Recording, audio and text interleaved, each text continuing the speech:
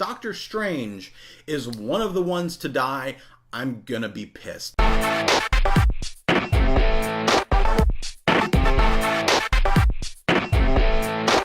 Hey geeks, welcome to my channel. I'm Trey Guillotine, and you're watching Daily Marvels, where I've gathered some of the big Marvel news from the past week and put it in one place just for you. Marvel released its second Avengers Infinity War trailer, and we are about to break down some of the highlights. If you like this video, make sure to give it a thumbs up, subscribe, and share it around so others can join in the conversation. The trailer starts off fairly slowly with a voiceover from Gamora, and she's basically introducing Thanos to the Avengers. It's kind of funny when you think about it, as big of a deal as the presence of Thanos is, or the character of Thanos is, or is becoming in the MCU, the only people who really know who he is are the Guardians and maybe Thor. Really only the kind of cosmic heroes who are out in space. So it's kind of funny when you're thinking about it that Iron Man and Captain America and none of the Avengers have any idea who Thanos is. Even Thor, actually, chances are Thor doesn't know who Thanos is, since at the end of Age of Ultron, his mission, the quest he gave himself was to investigate the appearances of these Infinity Stones and who was kind of pulling the strings to gather the Infinity Stones, which, as far as we could tell in Thor Ragnarok, he didn't find out, and his goal kind of shifted from looking for Thanos and the Infinity Stones to trying to solve the visions of Ragnarok that he was having. So chances are the only people who even know any idea of who Thanos is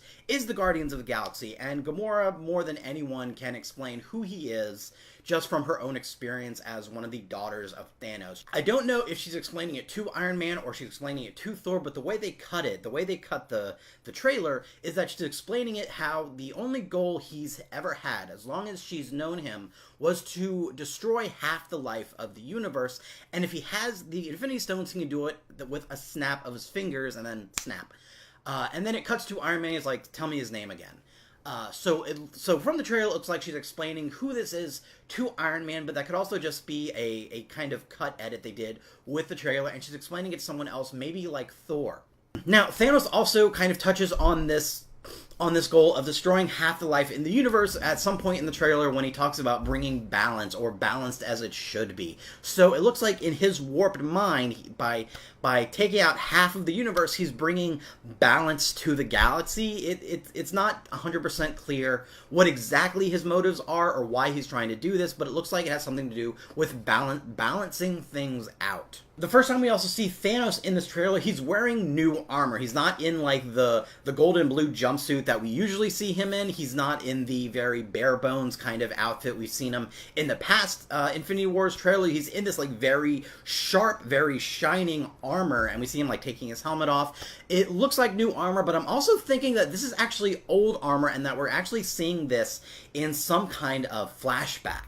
Which I'm going to get to, which the trailer actually gets to, I think, in a little bit. So, from that image of Thanos, then we cut to Spider-Man, or specifically, we cut to Peter Parker, who's literally hanging on the side of his school bus, and he's putting the Spider-Man mask on, and then he jumps off to go save the day wherever he needs to go. The thing I'm wondering is, people are going to notice Peter Parker, like, climbing out of a window on the school bus, and putting the Spider-Man mask on, and then swinging away. So, is he basically revealing himself as Spider-Man to his classmates and thus the rest of the world? Are people going to know who Spider-Man is at this point? I know it's a big deal in the Avengers Infinity War, not the Avengers Infinity War comics, the Avengers Civil War comics, that the world discovers who Peter Parker is. He tells the world that Peter Parker is Spider-Man, so is that something that's going to be happening in Infinity War?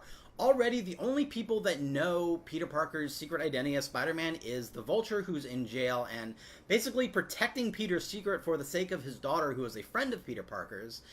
His friend, which I can't remember the name of, his friend who was in Spider-Man Homecoming, who was looking at porn to save Spider-Man, and then his aunt. We see that Aunt May actually discovers that he's Spider-Man, which was just a really funny scene at the end of Spider-Man Homecoming of Aunt May discovering who Spider-Man is. So, but at this point, I'm wondering if the rest of the world is going to know who Spider-Man is and how that's going to affect him. We've seen heroes who we've seen heroes, we've seen street level heroes, and Spider-Man is essentially a street level hero who also works with the Avengers, but we've seen how people react to, you know, the superhero vigilantes, like in the most recent season of Jessica Jones. Like, her big status as a superhero vigilante is a problem for her. So I'm wondering if this would be the same kind of problem for Spider-Man, for Peter Parker, if people know that he is Spider-Man. It then cuts to Tony Stark saying that we have what Thanos wants. That's our advantage. He's coming to us. We have what he wants. We have the Infinity Stones. And when he says this, this is where it gets really interesting. It focuses on Doctor Strange with the Time Stone in the Eye of Agamotto. It then shows Vision with the Mind Stone. And I'm guessing where they show Vision is actually in Wakanda, because it looks like they're in some kind of jungle and he's alive and he still has the Mind Stone. And then the last thing we see while he's saying this is Wakanda. So I'm thinking that this is a soft confirmation that Wakanda somehow has the last Infinity Stone, the Soul Stone. So I think the Soul Stone was in the meteor that crashed into Earth and basically created the land that is Wakanda. That's why that's why the heart-shaped herb, it gives its drinker the kind of like transporting your soul to the land of the dead. You know, that's what happens when Black Panther drinks the thing from the heart-shaped herb. He basically goes to the land of the dead so he can speak with his father, with the past kings of Wakanda. I think this is a soft confirmation that the Soul Stone is in Wakanda. We then see the Avengers arriving in Wakanda, but not all of them. We see Captain America and Black Widow arriving in Wakanda, as well as Shuri looking at some kind of hologram that looks like the Vision. It looks like she's kind of investigating the Vision, or specifically the Vision and the Mind Stone. The image actually looks kind of messed up, like Vision got hurt, and we do see in the past trailer that the Vision is attacked by, I'm guessing, one of Thanos' generals, one of the children of Thanos, to get the Infinity Stone. If this is before or after we see Vision alive with the Mind Stone, not sure. But it looks like the image that we see of Vision, that it looks like Vision, it looks like it's been pretty messed up. So maybe this is something after the Vision loses the Mind Stone, and Shuri's trying to figure out a way to help the Vision now that he doesn't have the Mind Stone, whether the Mind Stone would kill the Vision, or if he can live without the Mind Stone. It's very unclear, as the actual creation of the Vision was kind of unclear. We know that Ultron was building the Vision to be kind of his new life form, because he was a kind of a mix of synthetic and organic material with vibranium, and that was supposed to be his new host. That was supposed to be Ultron's new body, but the Avengers stole it from Ultron, and then the Mind Stone was already in it, and they put Jarvis into it, and that created the Vision. So if the Vision can live without the Mind Stone is very unclear. But while we have Captain America and Black Widow and the other Avengers that we've seen in the trailers who are in Wakanda, it also shows that that heroes like Iron Man and Doctor Strange and Spider-Man and Bruce Banner we see in New York, but we also see him in Wakanda. So it looks like this movie is actually going to be split into two places, and basically two fights against Thanos. There's going to be the Avengers in New York, who are, I'm guessing, on like some kind of spaceship. Maybe they're on that kind of circular craft that is hovering above New York that we see in the trailers. The Guardians of the Galaxy are also there with Iron Man, and they actually have a really funny interaction between each other. It's super excited to see the Guardians and the Avengers together, finally. I'm very looking forward to that. But it looks like they're going to be splitting between the Avengers who are in New York, the Avengers and Guardians, who I guess will now be a part of the Avengers, are in New York, and then they're going to have the other Avengers that are being led by Captain America in Wakanda. So it looks like this movie is going to be split into two fights. But if Iron Man is in New York, then we've seen in the past trailer that someone is driving the Hulkbuster armor in Wakanda. Now, I'm wondering, a lot of theories are going around that Bruce Banner is actually in the Hulkbuster armor, but I'm wondering why he would be in the Hulkbuster armor. Bruce Banner, even though he can become the Hulk, Bruce Banner has zero fighting technique or training or anything. He is 100% a nose-in-the-book scientist. So I'm wondering if maybe Bruce Banner uses the Hulkbuster armor to transport him to Wakanda, and he lands it there, and that's how he joins the Avengers in Wakanda. And maybe he was kind of sent there as like a messenger to tell them what's going on in New York.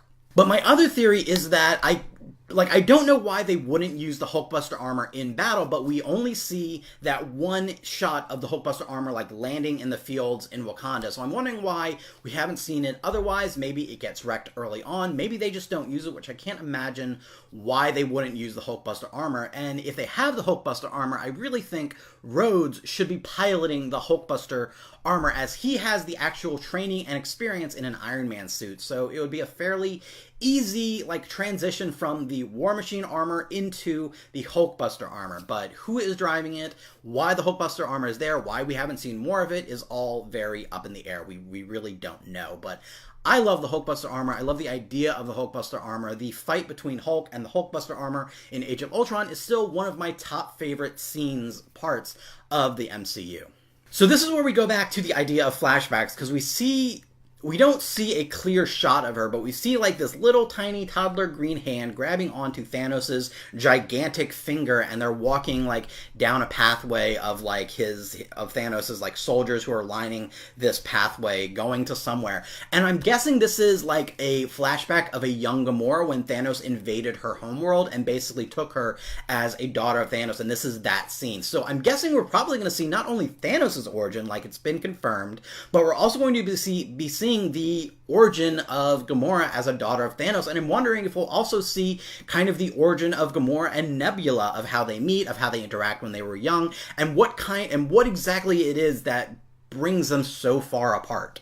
After this is where I start to get worried, because we see Doctor Strange being tortured. He looks like he's, like, being held in some kind of stasis, and he's being stabbed with these glass, like not knives, like, it looks like if you got acupuncture, these glass little acupuncture needles that are, like, slowly driving into his face and into his body. So it looks like he's being tortured by one of the generals or children of Thanos, whichever one it is, I don't know. We gotta look at his face. He actually looks like one of the aliens from Star Wars. I don't know the name of the aliens. He looks like one of the aliens from Star Wars, and if you look at the picture, I'm sure you could probably figure out which alien I'm talking about. I don't know the name of that alien, but that's what he looks like. He looks very sinister, obviously, but Doctor Strange looks like he's being tortured. We know that permadeaths are going to be a part of Avengers Infinity War. If Doctor Strange is one of the ones to die, I'm gonna be pissed. Doctor Strange is low-key one of my favorite superheroes in the MCU, one of my favorite, I guess he's an Avenger now, one of my favorite members of the MCU, one of my favorite heroes. I love that. That's something that I've slowly realized, is all of my favorite heroes are the intellectuals of the MCU. I love Doctor Strange, Bruce Banner and the Hulk, Iron Man, Spider-Man. That's why I like Shuri so much in Black Panther, because she was the brains behind the whole operation, and I love the intellectual characters more than just the kind of fighting brawn. Not to say that Captain America or Black Widow or anyone who's not an intellectual superhero is ignorant or not smart. They obviously are. But I love the ones who are, like, that's kind of their big ability, is that they're smart. Like Iron Man, Tony Stark has whatever martial arts training he has, but without the suit, Iron Man is a billionaire playboy philanthropist, but he's not a fighter. Like, without the suit or gadgets that he builds, he's not very effective. So I love the intellectual heroes. If Doctor Strange is one of the heroes to die, I'm going to be super pissed. Then we get to the end of the trailer, and there are two big moments of the ending of the trailer. First is featuring Iron Man, and Thanos is talking to him, and he's saying that, "I hope they remember you." And then it cuts to the very end of the trailer, and it shows Captain America fighting Thanos one-on-one, and Thanos, like, he goes for the punch, and then Captain America, like, blocks his fist, and it's like pushing it back. Like, he's straining, but he's holding back the strength of Thanos with the Infinity Gauntlet. This kind of leads to believe that one or both of these characters are going to be in a lot of trouble. That one or both of these characters, Captain America or Iron Man, may be one of the characters that are going to permanently die in Avengers Infinity War. Now, chances are, if I had to put my money on who was going to die in Infinity War, my money would actually be on Iron Man. And this is based on just how he looks in the trailer. Like, he has a very prominent position in the trailer, and the image, like, it's bringing up, the image of Christ, but it's a very sacrificial pose that he's giving in the poster, and I would not put it past Iron Man to sacrifice himself to save the world, or even to save one person. My actual theory is that while Iron Man and Spider-Man and Doctor Strange and the Guardians are fighting whatever fight on whatever spaceship, that there's going to come a moment where they need to escape, where they achieve what they want to do. If it's blowing up Thanos' ship or whatever their specific mission is, there's going to come a moment where one of them, where maybe Spider-Man gets in trouble and Iron Man basically sacrifices himself to save Spider-Man. I think this is 100% something that would absolutely happen. But then it's curious because we see Thanos and Iron Man on wherever it is they are, but we also see Thanos like crushing the Tesseract and getting the Space Stone from it. So it looks like he does have the Space Stone and that he could easily transport himself from New York to Wakanda, like Amor says, with a snap of his fingers. But if I had to put money on who's going to die in Avengers Infinity War, I would say Iron Man. Now, I know there's going to be... I'm pretty sure they haven't said that there's going to be a lot of deaths or there's just going to be one death, so I'm pretty sure more than one character is going to somehow die in Avengers Infinity War. And I've kind of picked out the 3 most likely characters that are going to die. So I've already said Iron Man. Captain America may also die, but I also think he has his contracts going into Avengers 4 as well. So I think he's also going to be in Avengers 4. But I think it's going to be Iron Man.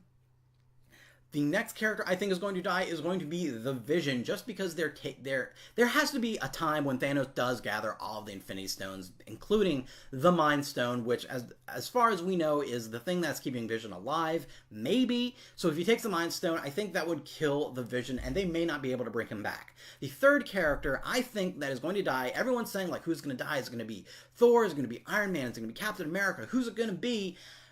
I don't think anyone has mentioned the possibility of one of the Guardians of the Galaxy dying, and I think Drax has a good shot of dying in this fight against Thanos. I mean, one of Drax's core motivations is killing Thanos, just like Nebula, but Drax, like, it is his entire identity at this point of trying to kill Thanos, to stop Thanos, to avenge his wife and daughter, and I can easily see something happening with Drax where he goes up against Thanos and like maybe goes for like the killing blow or tries to and gets killed doing it. Just like the Avengers are going to have a kind of rotating roster of heroes, I wouldn't be surprised to see the same happening with the Guardians of the Galaxy, where the roster of heroes is constantly changing. So I think that the 3 most likely characters to die in Avengers Infinity War is going to be Iron Man, Vision, and Drax. What did you think of the Avengers Infinity War second trailer? Let me know in the comments and follow me on all the internets. If you like this video, make sure to give it a thumbs up and share it around so others can join the conversation. You can check out my reviews of Marvel TV shows and movies at www.treyguillotine.com and subscribe to my channel to geek out. Thanks for watching and have fun.